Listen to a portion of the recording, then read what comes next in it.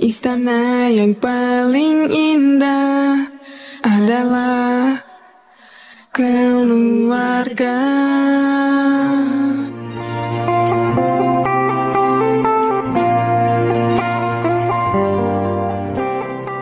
Sebenarnya tidak terlalu sulit untuk membaca cara pikir profesor dan pemimpin Melayu Malaysia.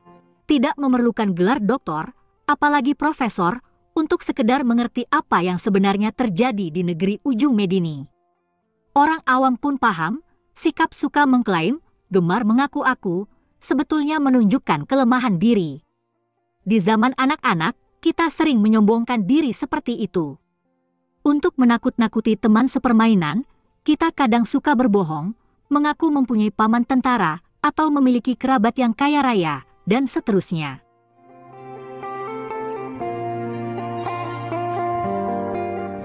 Mudah-mudahan analogi itu tidak terlalu meleset untuk menggambarkan kenapa pemimpin dan profesor Malaysia begitu mudah mengklaim. Begitu mudah mereka menyatakan bahasa Melayu dituturkan 300 juta orang.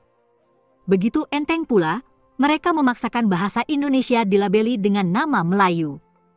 Ingin rasanya sedikit memaklumi bahwa sikap itu muncul karena mau menyombongkan diri, terutama kepada kaum Cina atau India di sana. Mungkin biar Melayu di Malaysia dipandang hebat, tidak disepelekan.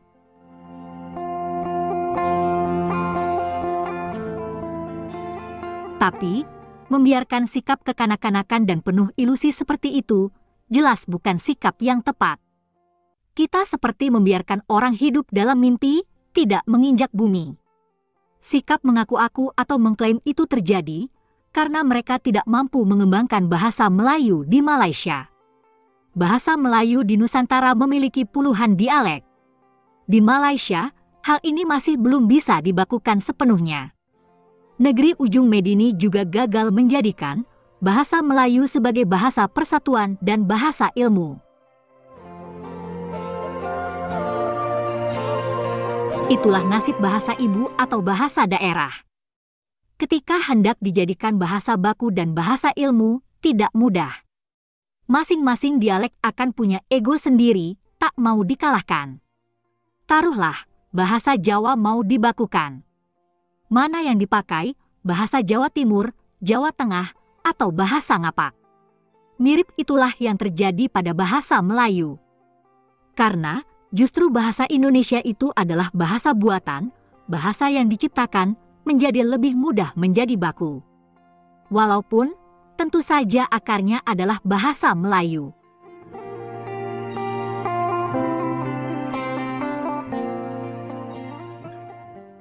Kenapa bahasa Melayu tidak dinamakan bahasa Malaysia saja?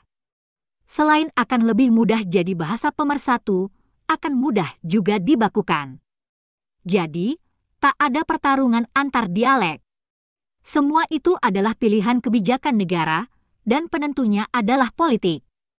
Dan itu ditentukan pula oleh kecerdasan sebuah bangsa.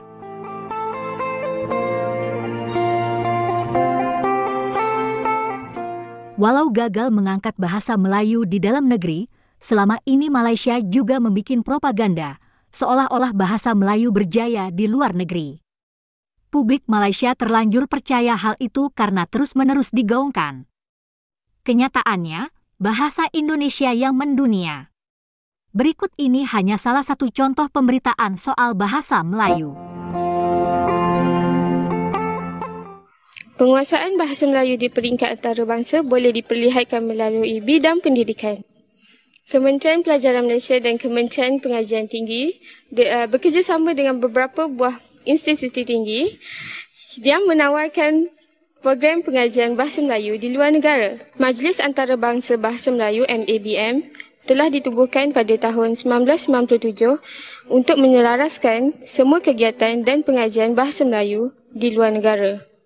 Penubuhan Majlis Antarabangsa Bahasa Melayu melambangkan kesungguhan dan komitmen kerajaan untuk mengglobalkan bahasa Melayu di persada dunia. Antara negara luar yang menawarkan program pengajian bahasa Melayu ialah Korea Selatan, Australia, United Kingdom, Amerika Syarikat dan Rusia.